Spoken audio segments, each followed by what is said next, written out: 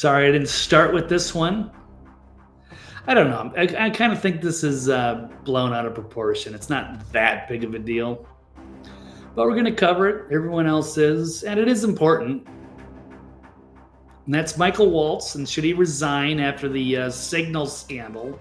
Let's jump to this. Democrats exploding over the leak of secret war plans in the Signal chat, and heads should roll. So Jeffrey Goldberg of The Atlantic, the old neocon rag, he was let into this Signal chat with some heavy players.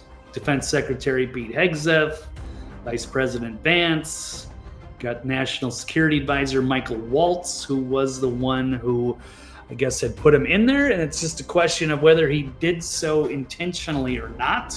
So Goldberg broke the story, so he got sent in here, and it's unknown whether they were leaking this to him or not, or how bad things were, or whether there was actually classified information on there. What I will say in order to illustrate the shocking recklessness of this Signal conversation is that Pete Hegseth post contained operational details of forthcoming strikes on Yemen, including information about targets and weapons the U.S. would be deploying and attack sequencing. Another thing is, it's possible that they set Goldberg up to see if he was going to leak information.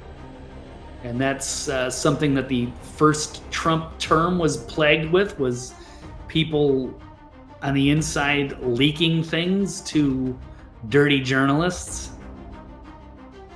And so if you put this stuff out there and you find out, who you don't want to be in contact with, you got to blacklist Jeffrey Goldberg, but then you got to maybe target Michael Waltz as being a potential leaker on the inside.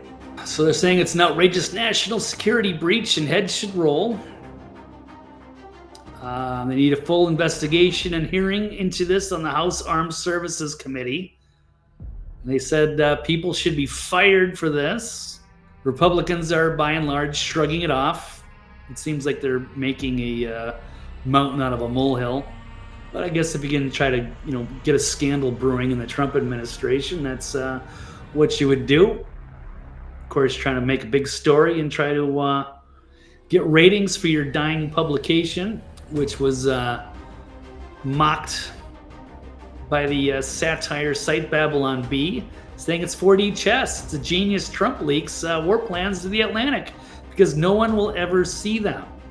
You got Glenn Greenwald, one of the good ones, talking about Jeff Goldberg and how he lied America into the Iraq war. It's not prohibited in American corporate journalism to spread false stories and conspiracy theorists. In fact, that's the only way that you can thrive in journalism. The people who have lied the most, who have spread the most conspiracy theories, are the ones who have been promoted and enriched most within corporate journalism. As long as the conspiracy theories you're affirming and the false stories you're publishing are aligned with what the CIA says and what the Pentagon says and what the entire rest of the corporate media says, you're fine. Let's remember that the journalist who did the most to convince Americans of the vital lie that Saddam Hussein had an alliance with Al-Qaeda, and therefore led 70% of Americans to believe the lie that Saddam Hussein participated in the planning of the 9/11 attacks, was named Jeffrey Goldberg. That even won journalism awards. He was put on NPR and every Sunday show to spread this lie. Here you see it, March 2002. So that's Jeffrey Goldberg. So some sensitive information shared with a journalist.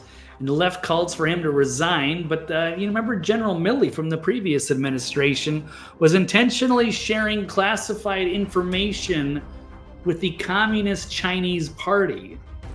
And the left called him a hero. He never had to step down. He was more loyal to the Communist Chinese than he was to Trump. So that was during the previous Trump administration. General Milley saying he would tip off the Chinese if Trump ever did something. So a traitor within the ranks, but nothing happened to him. And he went on to survive and thrive under the Biden administration. Not a hero anymore, but anyway, so it's a double standard, it's hypocrisy.